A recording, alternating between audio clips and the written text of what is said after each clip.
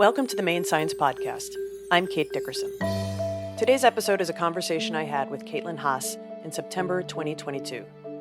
Kaitlyn is the research analyst for Kinotech, a startup that is using technology to assess body movement. Kaitlyn's background in teaching high school math, then going to graduate school and being part of the VME lab at the University of Maine, has provided a great foundation for her current work. Listening to her talk about her work is inspiring and another example, as far as I'm concerned, of how Maine scientists, engineers, and researchers are using their knowledge to make the world better. I hope you enjoy our conversation. Kaitlyn, welcome to the Maine Science Podcast. I am delighted to have you as a guest. We met, I want to say 3 or 4 or even 5 years ago when you were at VME Lab as a graduate student. Before we dive into the work you did there and what you're doing now, how about you tell us how you got into science at all so we can kind of see your progression?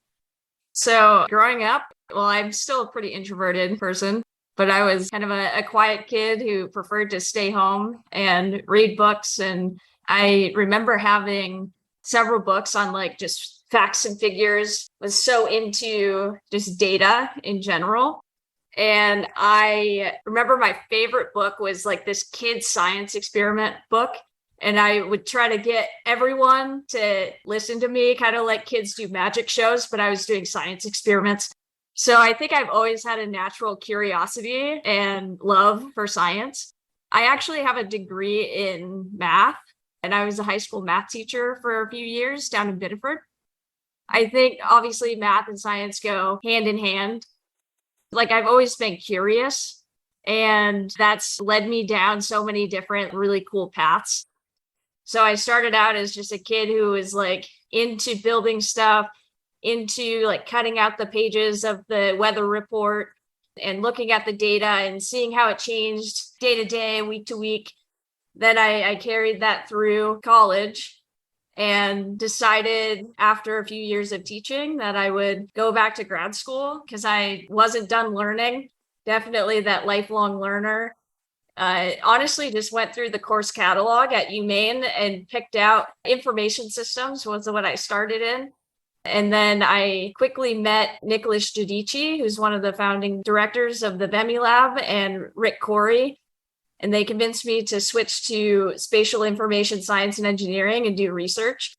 So a lot of what I do now and the cool things that I've done in the last 5 years has been attributed to those guys. That's really cool. So I have 2 things. Number one, I love the fact that you first described yourself as an introvert and then went on to talk about how you created science experiment magic shows, basically. That doesn't sound like a super introverted approach to getting people to pay attention to you. I kind of love that. It seems like you found your calling really early. Yeah. And I think what's cool about data is you always hear people say, oh, the numbers don't lie. So I think it's way easier for me to present data and facts to people because I know how to support those claims. Whereas if I'm just expressing myself in a very like creative, vulnerable way, it's so scary to me because I'm like, oh, geez, what if people don't like this? Whereas with data, it's like more unemotional. So I can say, oh, well, it doesn't matter if you like this or not. Like the numbers either add up or they don't. That makes a lot of sense to me. Yeah. So what was it that Nick and Rick, how did they sweet talk you into joining them? And perhaps you could also explain a little bit about the spatial informatics and what that actually is. I was taking a class with Nick and human computer interaction. And I showed up early to class and his TA said to me, hey, Kaitlyn, Rick Corey really wants to meet you over at the VME Lab and give you a tour. And I said, I think you have the wrong person because I've never heard of the VME Lab and I've never heard of Rick Corey. And she goes, no, we have the right person. And just trust me, like, come on over after class. So I met Nick through that class. And when I showed up to VME, Rick was pitching the job to me because he was saying that people in the computer science program at UMaine, all the professors, they had been kicking my name around. And he was like, oh, geez, this woman sounds really cool and sounds like a good fit. So even though I didn't have a background in programming, I was, like I said, a high school math teacher. Like I had never done human subject research before, which is like what VME does. And I think it was just that I was exuding kind of like confidence in myself, but also like I think it's very obvious that I'm so curious and I'm also really kind. So like you put those things together and people tend to want to work with you. So yeah, they pitched the whole lab to me and gave me a tour and I just took the chance. And it was one of the best decisions that I've made in my whole life. That's really awesome.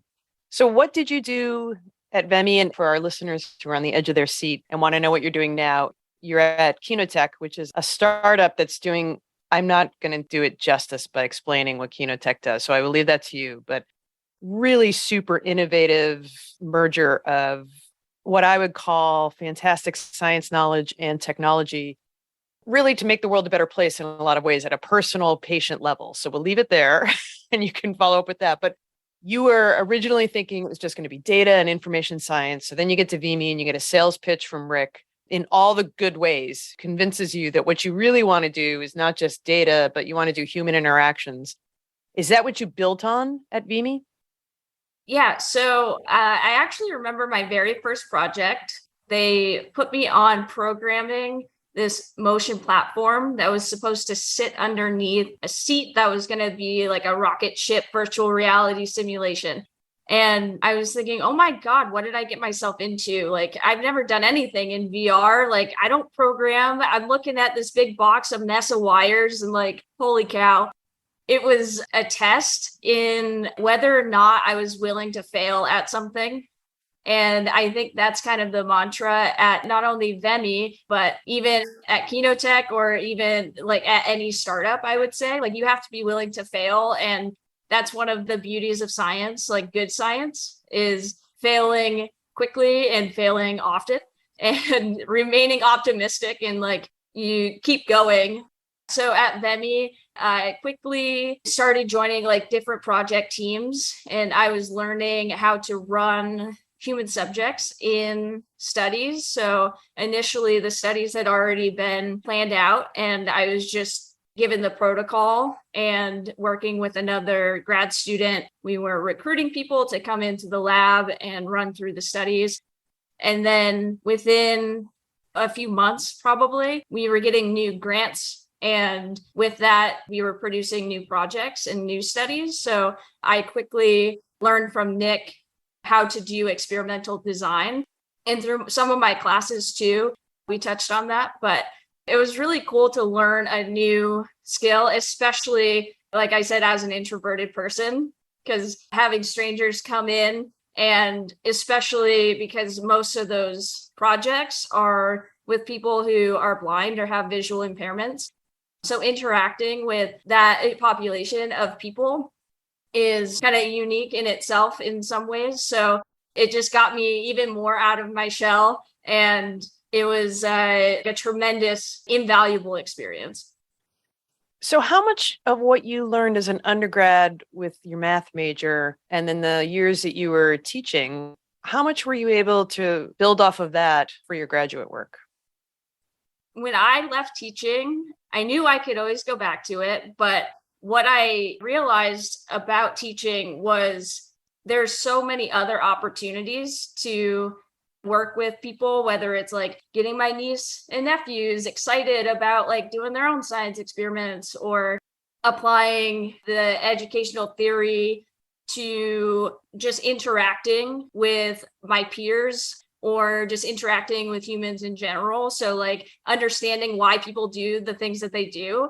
So I think a lot of what translated was the social aspect of teaching. And I was missing the intellectual rigor. And that is what kind of drove me to grad school. But since then, I have sought out opportunities to still teach, but it just looks a little different. That makes sense. I think teaching is an extraordinary occupation, but I like how you said there's all different ways that you can have those little interactions that would feed that part so that you can have the other part. Yeah, absolutely. Now, what do you do at Kinotech? Yeah. Let's dive right in. Yeah. Kinotech, like you said, we are a tech startup out of Portland, Maine. We actually started in 2018 at UMaine. Our two founders, Justin Hafner and David Halamikoff, they worked with the Foster Center for Innovation on campus. And talk about being optimistic and failing quickly and often. I think that since neither of them have a background in business, but they believed so deeply in this idea of giving people access to the way that they move for educational purposes is how it started out. And now it's like completely evolved, which I'll talk about in a second. But now we have a team of 20 people. We work with different universities on research. We work with dozens and dozens of clinicians. We've commercialized our product, and it's an FDA registered medical device. So it's crazy in the span of just 4 years, and even through a global pandemic. I think it's just wildly impressive. But our product is a motion analysis platform. And the idea is we use a single LiDAR camera, and pretty soon it'll be like device agnostic. But to do a scan of an individual doing like a movement screening. So if you could imagine just standing in front of a camera that's set up on a tripod, and you can do like a single squat, our system will then output objective data very quickly. But what's kind of unique is we also produce a report that clinicians can give to their clients, which seems like, oh, why is that a big deal? But that has been a key piece that's missing in a lot of physical therapy and chiropractic and even like sports performance training, because there's a lot to support. If people understand why they're at PT or why they're at the chiropractor, and they have something that they can relate to in terms of being educated, then they're way more apt to come back and stick with their treatment plan. And being able to see progress over time is huge. So all within the Kinotech system, you can now have that data at the ready and give something to the clients. So the idea is giving every human access to better movement health is our mission. And if that doesn't give you goosebumps, it gives me goosebumps, because it's all about information access. Are you looking at people of all ages? So I think if I have this right, originally the idea was it was going to be athletes, because at least one of the founders was a college athlete, which I totally get, like that's where you go. And then kind of a recognition that this could be used across the medical field and physical therapy. So is this designed for kind of all ages to help people improve when they're younger and as they age and the whole thing? Yeah. So right now, I think the limitation of the current hardware is we can't accurately screen someone who's younger than like 6 years old, but the system can be used for anyone 6 and older. And we talk a lot about finding like precursors to injuries. Right now, I think a lot of people, they wait until they're injured to get any sort of treatment. But if we can develop a system that is like a pre-screening sort of process, then a lot of those injuries could potentially be prevented. And it doesn't necessarily have to be athletes, but even just like in the medical realm of gerontology or geriatrics, like trying to prevent falls and those sorts of things. So it is for way more than just athletes. And what is it that you get to do specifically as part of that 20-person team? I am the research analyst at Kinotech, which, being on such a small team, we wear a lot of hats, but primarily I focus on making sense of all of our data. So that could be anything from product research, like validation of our product. So is it accurate? Is it consistent? Those sorts of things. Doing studies with users on usability and functionality and accessibility. And also just working through business insights or like actual insights at a higher level. So I've learned a lot and I'm still learning.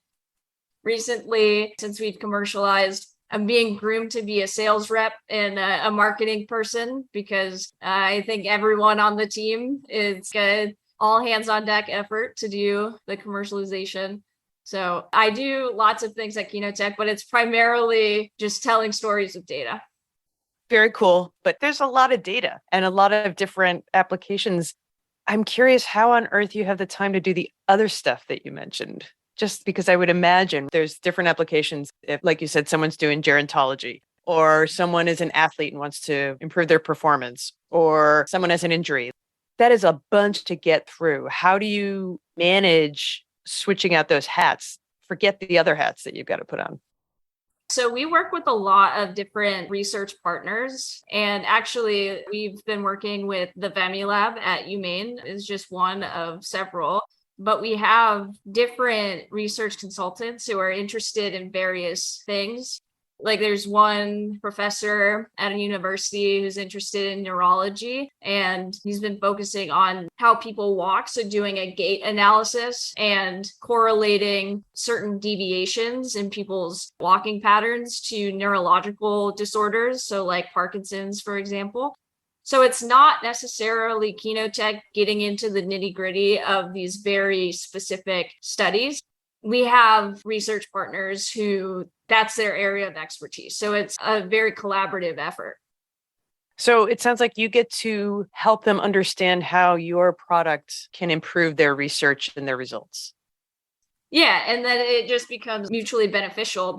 Then we have more ammunition, I guess, to say, hey, look what Kenotech can do and look what else it can do. And we have all of that super cool data. And then these professors or people that we're collaborating with, they're able to have publications or put it out there on their social media, like, oh, look what I'm doing. Isn't this cool? So do you have a favorite application or use of your platform that was unexpected? Oh, that's a great question.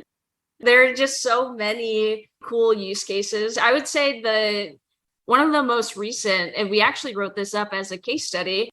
We were working with a strength and conditioning coach, and they were screening some of their athletes. And there was an athlete who I think in recent years hasn't been able to do a squat without pain. And we're not in the business of treating people. We're in the business of helping these clinicians and professionals diagnose problems or have access to the information in different ways. And based on the Kenotech screening, the strength and conditioning coach was able to see what the issue was that she couldn't see with just her eyes. So like she needed the technology to diagnose this problem and correct the person's technique. And now that athlete can do squats without pain. I think the unexpected use case, and this is still pretty general, is there are things that these trained clinicians miss when they're just using their eyes or they're just using these techniques that they've been taught in their like formal education. So it's pretty amazing. It's pretty cool to think about with the technology providing tools that allows for more in-depth analysis, and you don't even realize what you're missing until you start seeing it. That's really cool. So besides sales and marketing, do you have anything else coming up on the horizon that is new for what you're trying to do with the application that you're hoping to try out? So I would say new on the horizon, we are moving towards getting away from just a LiDAR camera. We don't want to just send people these cameras and say, oh, you have to use this. Like people want to be able to use their smartphones and their iPads and those sorts of things that they already have. So I think once we are able to be device agnostic and people can use whatever camera they want, it's going to just explode all of our opportunities. I think we're going to be able to do even more cool things. So I think that's going to be really exciting. So in the coming months, we'll be working on that. And I'm very optimistic that it's going to be awesome. So am I correct in thinking that your job with that is going to be making sure that my iPhone camera is as good at getting the data needed as the LiDAR camera would be? Yep. So it's going to be a lot of validation. And we're working with researchers on the neural network and kind of the back end, the machine learning and artificial intelligence part of it. And I'm going to have a big role in validating the accuracy of that new system. So is this one of those things where every time there's a new iPhone or a new Android phone, you guys are over the moon about it because it's that much more technology that you can access? Well, what I was just thinking was newer iPhones, they have LiDAR built into them. And I think what you're getting at is even just the processing power of these devices is super awesome and impressive. And it's just getting better and better. I think that makes it so not only Kinotech, but mobile developers in general, it unlocks a lot of doors that were previously just limitations of that technology. This happened at VEMI too. We would say, oh, well, we're just waiting on the hardware to get there. We've got the software, but we're just waiting on the hardware. So I don't know if that answers your question, but No, that totally answers my question. I think about what our first computer was many, many years ago, and one I have in my back pocket is about 1,000,000 times better. All right. So you grew up in Maine, right? So I'm initially from Northwest Ohio, but I've been in Maine since middle school. Okay. So I'm going to go with you grew up in Maine. You've been here long enough, and you certainly have, as far as I'm concerned, made your case for making Maine a better place. Did you ever think that while you were forcing people to listen to your science experiments and all of this, that you would be talking about artificial intelligence and mobile platforms, and your whole face lights up when you're talking about this? It's really kind of fun to watch. This seems pretty far afield from what you probably even went for undergrad for. Yeah, I do a lot of self-reflection anyway, but thinking about my career, for one thing, I feel so lucky and so grateful that I have the opportunities that I've had. But even just in the last 2 years, I wouldn't have imagined that I would be working on the things that I'm working now. I think that speaks to not only technology and how it advances so quickly, but also just being able to take a chance and remaining curious and optimistic and just saying, all right, I'm going to go for it. And I don't know anything about this. Like I knew nothing about kinesiology or anatomy or how the body moved before I joined Kinotech. But now I know so many things. It was just a matter of taking the skills that I knew I had and I was confident in, and being a creative problem solver and being a kind person and not having an ego. That's another thing too. I think it just opens the doors to a lot of things that people don't think are possible for themselves. And I'm sure in the next year or two, I'm going to have the same response of like, holy cow, I never would have thought that I would be doing this. I think that there is no better place to end than thinking about what curiosity and dedication and kindness and surrounding yourself with good people, where that can lead you. I think we would all be better off if we did a little bit more of that. I really appreciate your time, Kaitlyn. I know we set this up it feels almost spur of the moment, but I have always gotten a kick out of talking with you and finding out what you're doing. And I cannot wait to hear the next story coming out of Kinotech and when you guys have the phone application and seeing where it's going. Yeah, absolutely. Thank you so much for having me. My pleasure. Thanks for listening to the Maine Science Podcast. Make sure you never miss an episode by subscribing on your podcast platform of choice. And please leave a rating and review. It will help more people find us and help spread the word about some of the remarkable people doing science in Maine. The Maine Science Podcast is recorded at Discovery Studios at the Maine Discovery Museum in Bangor, Maine. The Maine Science Podcast is hosted by me, Kate Dickerson. This episode was edited and produced by Scott Loiselle.